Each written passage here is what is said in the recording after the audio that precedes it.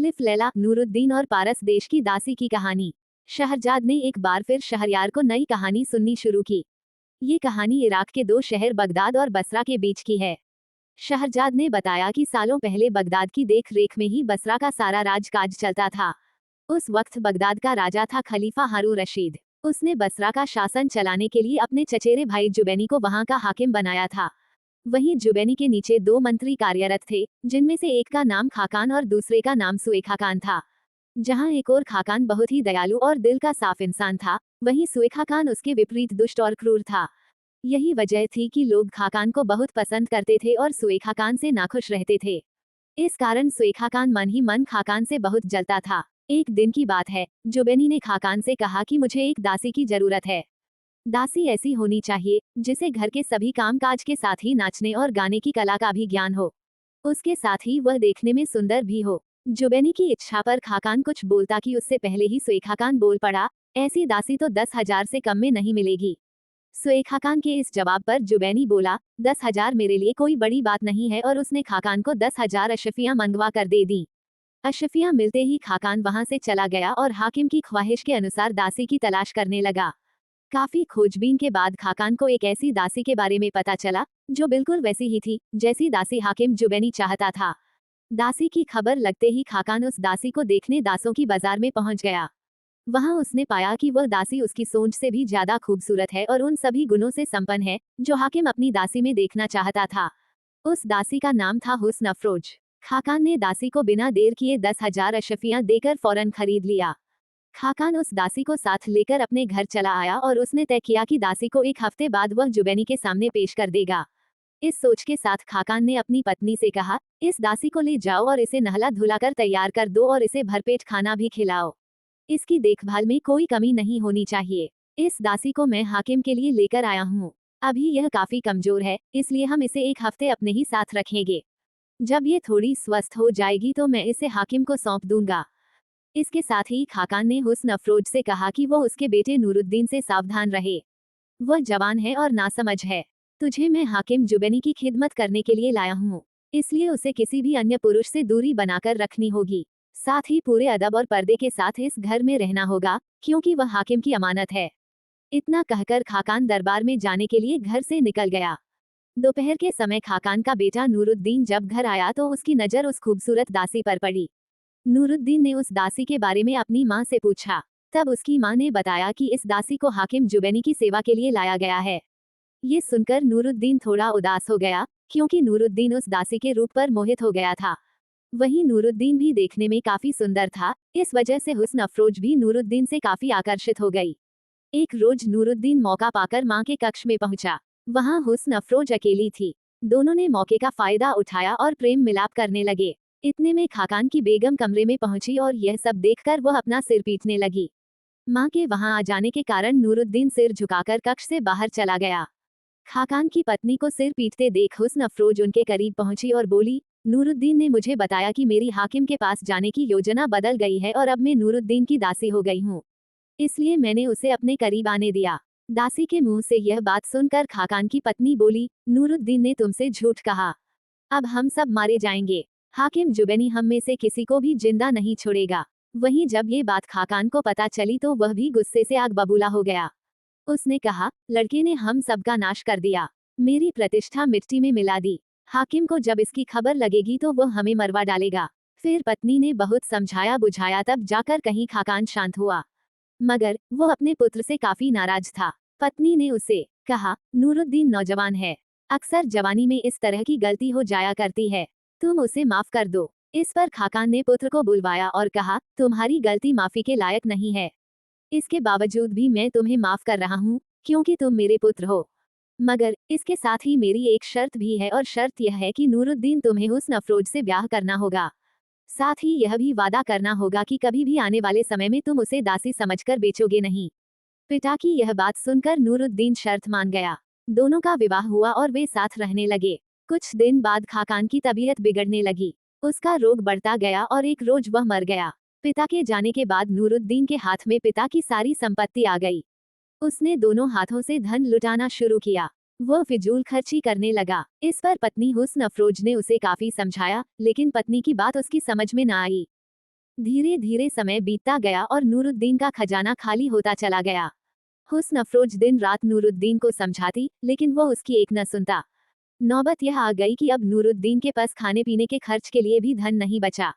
इसका असर यह हुआ कि अभी तक जो दोस्त नूरुद्दीन के आगे पीछे घूमते थे, वो भी धीरे धीरे नूरुद्दीन से मिलने से कतराने लगे। घर की खस्ता हालत को देखते हुए अंत में हुस्न अफरोज ने कहा, प्रियवर, आप मुझे बाजार में बेच दें और जो धन मिले उससे आप कोई व्यापार कर लें। अब हमारे पास इसके अलावा कोई दूसरा विकल्प नहीं बचा है।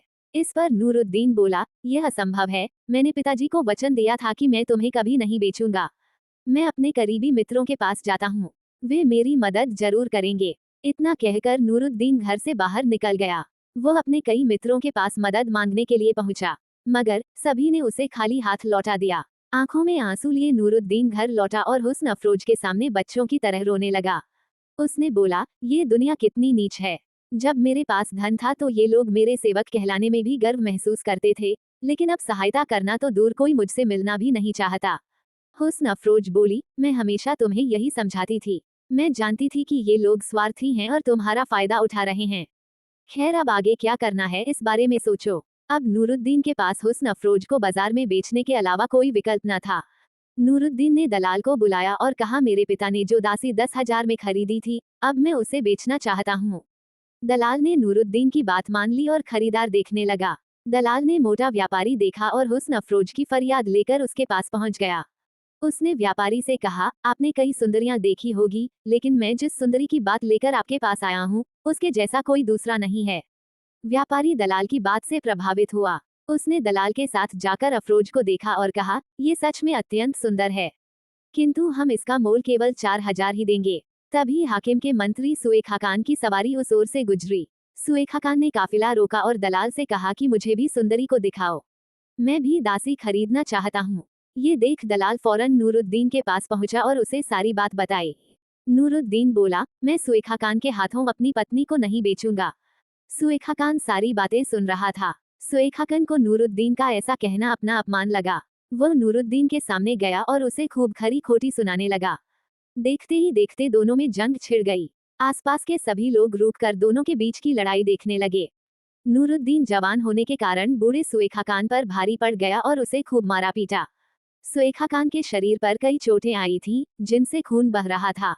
सुएखा खान के बेजान होने पर नूरुद्दीन हुस्न अफरोज को लेकर वहां से घर की ओर निकल गया। वहीं सुएखा खान खून मिट्टी में लथपथ हुआ महल लौटा। उसे इस हाल में देख हाकिम जुबैनी ने उसकी इस दशा का कारण पूछा। सुएखा खान ने हाथ जोड़ लिए और बोला, मंत्री खाकान के पुत्र ने मेरी ये दशा की है। सुएखा खान ने हाकिम जुबैनी को सारी बात बताई। साथ ही यह भी बताया कि वह वही दासी थी जिसे खाकान ने आपके दिए पैसों से खरीदा था और आपसे झूठ बोलकर कि वह दासी आपके लायक नहीं है, उसे अपने बेटे को सौंप दिया था। सुएखा खान के मुंह से सच्चाई सामने आने पर हाकिम गुस्से से भर गया। उसने सिपाहियों को बुलवाया और कहा, जाकर उस दासी को यहाँ लेकर आओ। वहां मौजूद एक सिपाही नूरुद्दीन के पिता खाकान का काफी खास था, इसलिए वह इस बात की सूचना देने चुपके से नूरुद्दीन के पास पहुंच गया। उसने नूरुद्दीन को उसे 40 अशफियां देते हुए कहा, तुम दासी को लेकर यहाँ से कहीं दूर चले जाओ, वरना हाकिम तुम दोनों को मरवा देगा। नूरुद्दीन की ओर से कारण पूछने पर सिपाही ने उसे पूरी बात बताई। सारी बात जानने के बाद नूरुद्दीन डर गया। वह फौरन हुस्न अफरोज के साथ मकान छोड़कर वहां से भाग निकला। उसने देखा कि समुद्र तट पर एक जहाज निकलने को तैयार है, तो वह भी बिना देर किए हुस्न अफरोज के साथ जहाज पर सवार हो गया। ऐसे में जब हाकिम के सिपाहियों का काफिला नूरुद्दीन के घर पहुंचा तो उन्हें वहां कोई भी नहीं मिला। नूरुद्दीन और उसकी पत्नी को वहां न पाकर सिपाही वापस लौट गए और हाकिम को सारी बात बताई। वहीं नूरुद्दीन जहाज पर बैठकर बगदाद पहुंच गया, जो कि बेहद सुंदर नगर था। सफर के बाद दोनों इतने थके हुए थे कि एक बाग में जाकर आराम करने लगे। ये बाग खलीफा हारून रशीद का था। खलीफा रात में यहाँ सैर के लिए आया करता था, इसलिए हर रात बाग में मोमबत्तियों की सजावट की जाती थी। उसमें एक विशाल बारहदरी थी जिसमें 80 द्वार थे। यह इतनी ऊंची थी कि उसके छत पर होने वाली रोशनी सारे नगर में दिखाई देती थी।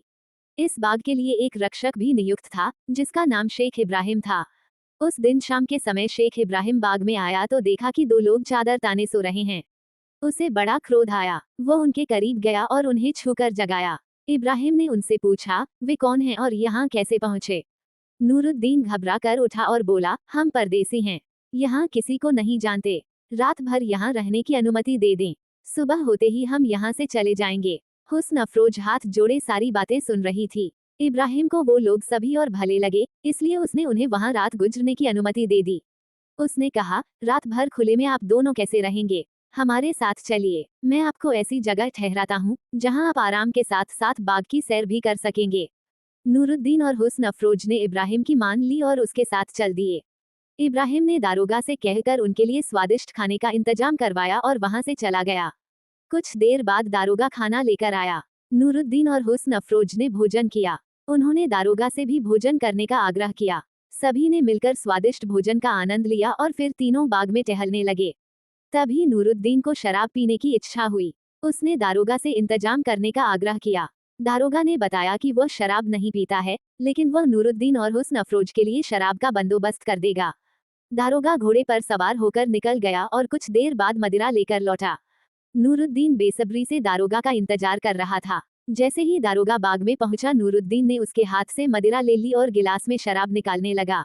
दारोगा उनसे दूर जाकर बैठ गया ताकि नूरुद्दीन उसे मदिरापान के लिए न कहे। हुस्न अफरोज और नूरुद्दीन ने साथ में शराब का आनंद लिया और आपस में बात करते करते गुनगुनाने लगे। नूरुद्दीन ने दारोगा से कई बार साथ आकर बैठने और आनंद में शामिल होने का आग्रह किया, लेकिन उसने मना कर दिया। हुस्न अफरोज ने नूरुद्दीन से कहा, अगर आप कहें तो मैं इस बूढ़े को शराब पिला दूं। नूरुद्दीन बोला, क्या तुम सच में ऐसा कर सकती हो? हुस्न अफरोज बोली, जी बिल्कुल, बस आप नशे में होने का ढोंग कीजिए और बिस्तर पर जाकर लेट जाइए। नूरुद्दीन उसकी बात मान गया और ठीक वैसा ही किया जैसा हुस्न अफरोज ने कहा था।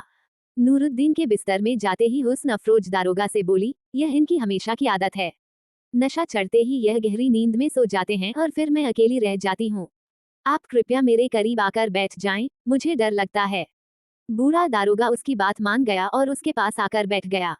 हुस्न अफरोज ने शराब का एक गिलास दारोगा की ओर बढ़ाया। दारोगा ने मना कर दिया। तभी हुस्न अफरोज बोली, देखिए आपको मेरी कसम है, आप एक गिलास पीजिए। ये पाप मैं अपने सिर ले लूंगी। इतना कहते ही उसने गिलास बूढ़े दरोगा के मुंह में लगा दिया। हुस्न अफरोज बहुत खूबसूरत थी, इस वजह से दरोगा भी उससे काफी आकर्षित था और वह शराब के लिए हुस्न अफरोज को मना नहीं कर पाया। उसने शराब का गिलास हाथ में थामा और एक घूंट में पूरा गिलास खाली कर दिया। अब हुस्न अफरोज ने दूसरा गिलास उसकी ओर बढ़ाया। दारोगा ने वह भी पी लिया और नशे में आकर वह भी नाचने गाने लगा। नूरुद्दीन ये सब देख रहा था। थोड़ी देर बाद वह उठा और दारोगा को चिढ़ाने लगा। दारोगा नशे में था, इसलिए वह पहले थोड़ा झेप गया। फिर बाद में सभी एक साथ नाचने और गाने लगे।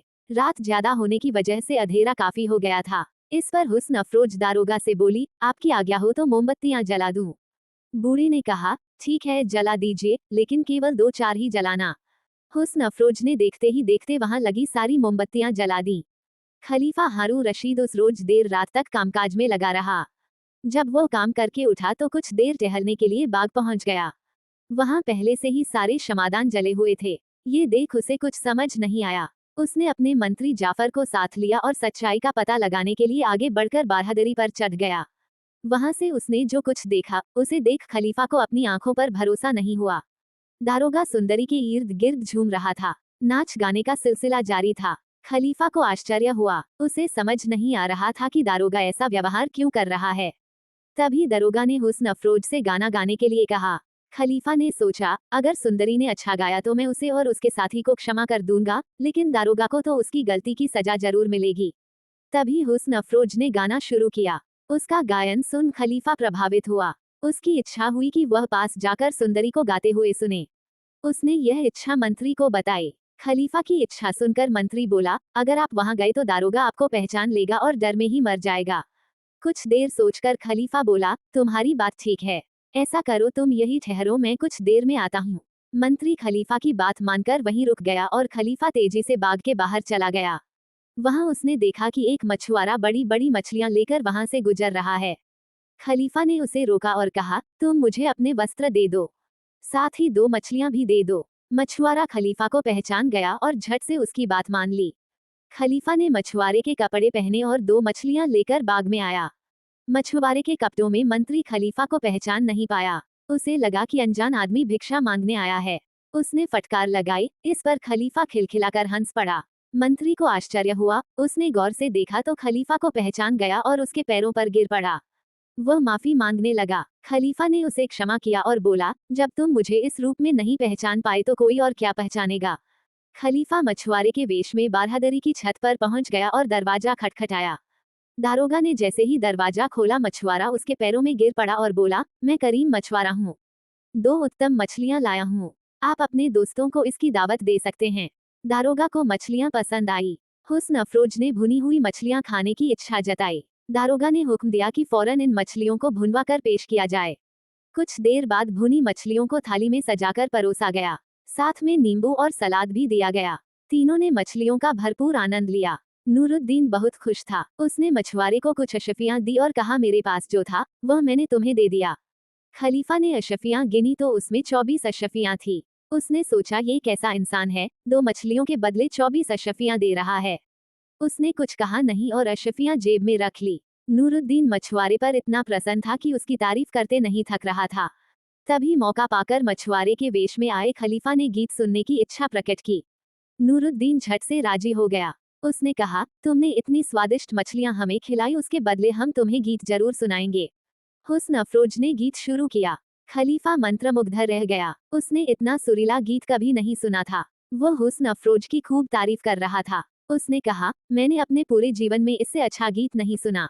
ये सुंदरी हर गुण से पूर्ण है। आप धन्य हैं जो आपको इतनी सुंदर और गुणी साथी मिली।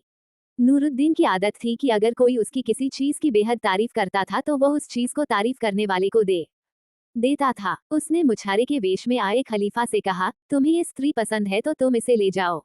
तुम भले मानस जान पड़ते हो, इस स्त्री की कद्र करोगे। नूरुद्दीन की बात सुनकर हुस्न अफरोज की आंखों में आंसू आ गए।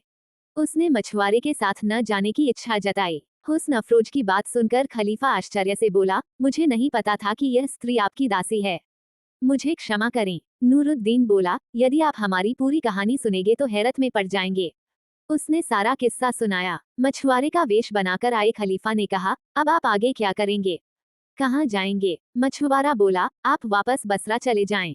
मैं वहाँ के हाकिम को पत्र लिख देता हूँ, जिससे आपके सारे दुख दूर हो जाएंगे। नूरुद्दीन हंस पड़ा और बोला, तुम मजाक कर रहे हो क्या? भला हाकिम आपकी बात पर ध्यान क्यों देगा? खलीफा ने कहा, वह मेरे बचपन का साथी है। कई बार उसने मुझे बुलावा भेजा है, लेकिन मैं नहीं गया। नूरुद्दीन को उसकी बात पर विश्वास हो गया। खलीफा ने कागज कलम उठाया और पत्र लिखना शुरू किया। मछुआरे के भेष में आए खलीफा ने पात्र में लिखा, मैं मेहंदी का पुत्र खलीफा हारून रशीद अपने चचेरे भाई जुबैनी जो बसरा का हाकिम है, उसे यह आदेश देता हूँ कि मंत्री खाकान के पुत्र नूरुद्दीन को बसरा का हाकिम नियुक्त करें। ध्यान रहे, मेरी इस आज्ञा का उल्लंघन न हो। खलीफा ने पत्र में चुपके से मुहर लगा दी और पत्र नूरुद्दीन को दे दिया। इधर बूढ़ा दारोगा नशे में धुत सब देख रहा था। नूरुद्दीन के जाने के बाद हुस्न अफरोज रोए जा रही थी। कुछ देर बाद दारोगा उठा और बोला, मछुआरे तेरी किस्मत तो बड़ी अच्छी निकली। अशफियों के साथ साथ इतनी सुंदर दासी भी तुझे मिल गई। इसमें से मुझे भी हिस्सा दें। खलीफा बोला, मैं तुझे सारी अशफियां दे दूंगा, लेकिन तू सुंदरी को पाने की आस छोड़ दे। दारोगा खींच गया और पास रखी प्लेट उठाकर खलीफा की तरफ फेंक दी। खलीफा बाल बाल बचा। उसे क्रोध आ गया। उसने अपने मंत्री को बुलाया। दारोगा घबरा गया। उसे समझ नहीं आ रहा था कि वहां हो क्या रहा है। देखते ही देखते बारहदरी में छोटा दरबार लग गया। मछुआरे का वेश धरे खलीफा ने राजसी वस्त्र और आभूषण पहने और सिंहासन पर आकर बैठ गया। बूढ़ा समझ चुका था कि खलीफा ने ही मछुआरे का वेश धारण किया था। उसके पांव तले जमीन खिसक गई। वो खलीफा के पैरों में गिर पड़ा और अपने अपराध के लिए माफी मांगने लगा। वह रोने गिड़गिड़ाने लगा। खलीफा बोला, तुमने आज जो किया उसके लिए तुम्हारे सालों के अच्छे आचरण को नहीं भुलाया जा सकता। आज तुम नशे में थे, इसलिए तुमने ऐसा व्यवहार किया। मैं तुम्हारा अपराध क्षमा करता हूँ। हुस्न अफरोज किनारे खड़ी होकर सब कुछ देख रही थी। वो समझ चुकी थी कि वहाँ कोई मछुआरा नहीं है। नूरुद्दीन ने खलीफा के हाथ में उसे सौंपा है। हुस्न अफरोज को सहमा देख खलीफा बोला, अब तो तुम जान चुकी हो कि मैं कौन हूँ। सच कहूँ तो मैंने सारे संसार में नूरुद्दीन जैसा दिलवाला नहीं देखा। वो केवल प्रशंसा मात्र करने भर से ही अपनी सबसे प्यारी चीज दे डालता है। उसकी यह अदा मुझे भा गई है, इसलिए मैंने उसे बसरा का हाकिम बनाने का आदेश दिया है। जब वह अपना राजपाट संभाल लेगा तो मैं तुम्हें भी उसके पास भेज दूंगा। तब तक तुम मेरे महल में रहो। ये सुनते ही हुस्न अफरोज की फिर से खुश हो गई और उसने चैन की सांस ली। खलीफा उसे लेकर महल में आ गया और अपनी पत्नी से मिलवाया। इधर नूरुद्दीन जहाज में बैठकर बसरा पहुंचा। यहाँ पहुंचते ही वह सीधे हाकिम के दरबार में जा पहुंचा। उस समय हाकिम अपने दरबार में कुछ अहम फैसलों पर बात कर रहा था। नूरुद्दीन ने बेधड़क उसके सामने जाकर कहा, आपके मित्र का पत्र लाया हूँ। जुबैनी ने खलीफा का हस्तलिखित पत्र देखा और वह भावुक हो गया। उसने पत्र को चूमा और मंत्री सुएखा खान से उसे पढ़ने के लिए कहा। मंत्री सुएखा खान ने पत्र देखा तो पैरों टेर जमीन खिसक गई। उसने रोशनी की कमी का बहाना बनाया और दूर कोने में चला गया। वहां जाकर उसने खलीफा की मुहर वाला हिस्सा फाड़ दिया। वापस लौटकर तो उसने कहा कि इस पत्र में खलीफा ने नूरुद्दीन को बसरा का हाकिम बनाने की बात की है, लेकिन ये पत्र नकली लगता है। उसने जुबैनी को भड़काया और नूरुद्दीन के खिलाफ उकसाया। जुबैनी सुएखा खान के बहकावे में आ गया और नूरुद्दीन को सुएखा खान के हवाले कर दिया। सुएखा खान नूरुद्दीन को लेकर अपने भवन में आया।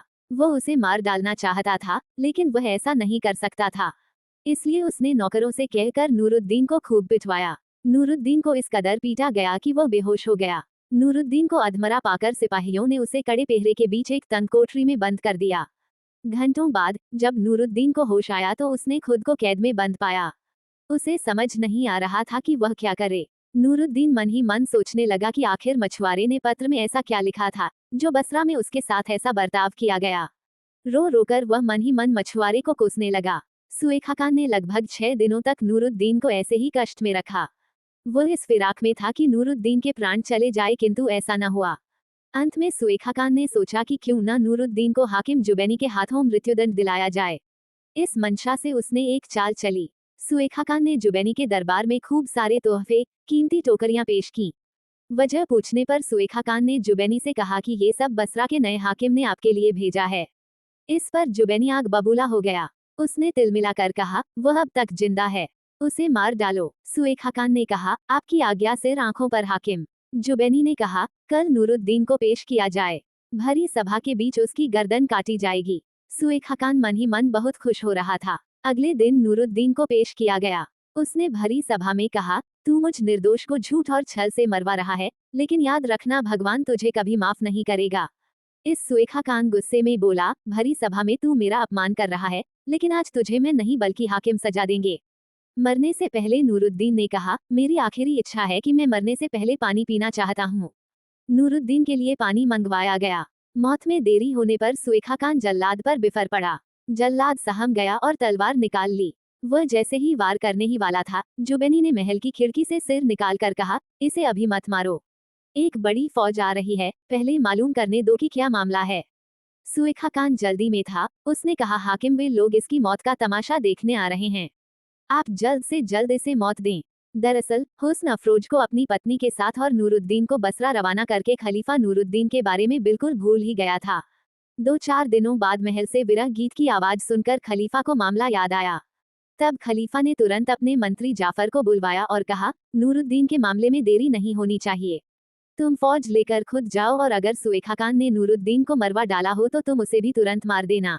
वहीं अगर नूरुद्दीन जिंदा हो तो तुरंत उसे और जुबैनी को मेरे पास लेकर आओ। खलीफा ने इस संबंध में फरमान लिख दिया। जब खलीफा का फरमान लेकर जाफर बसरा पहुंचा तो उसने फौरन नूरुद्दीन को आजाद कराया। उस रोज जाफर वहीं रुका। दूसरे दिन वह नूरुद्दीन के साथ जुबैनी और सुएखा खान को बंदी बनाकर बगदाद की ओर चल पड़ा। वहां पहुंचने पर उसने सारी कहानी सुनाई। खलीफा ने कहा, नूरुद्दीन तुम पर भगवान की अपार कृपा है। जाफर के पहुंचने में तनिक भी देरी होती तो तुम मारे जाते। नूरुद्दीन ने खलीफा के सामने भूमि को चूमा और कहा, इसमें कोई संदेह नहीं है कि यह मेरा पुराना शत्रु है। ये बहुत बड़ा पापी है, लेकिन मैं इसकी जान नहीं लेना चाहता हूँ। खलीफा ने मुस्कुराकर कहा, तुम सचमुच बड़े भले आदमी हो। ये कहकर उसने जल्लाद को इशारा किया और जल्लाद ने तुरंत सुएखा खान का सिर उसके धड़ से अलग कर दिया। वहीं नूरुद्दीन बसरा का हाकिम बनाने वाली बात पर बोला, सरकार आपकी बड़ी कृपा है, लेकिन मैं उस शहर में वापस नहीं जाना चाहता। मुझे अपने चरणों में ही रहने की अनुमति दीजिए। खलीफा ने उसकी बात मान ली। उसे अपना दरबारी बनाया और एक बड़ी जागीर और रहने के लिए विशाल भवन दे दिया। खलीफा जुबैनी से नाराज था कि उसने उसकी पहली आज्ञा क्यों नहीं मानी, किंतु जाफर ने उसकी सिफारिश की और कहा कि इसी ने अंत समय में नूरुद्दीन की हत्या रुकवाई। जाफर की इस बात पर खलीफा ने जुबैनी को माफ कर दिया और हाकिम का पद भी वापस दे दिया।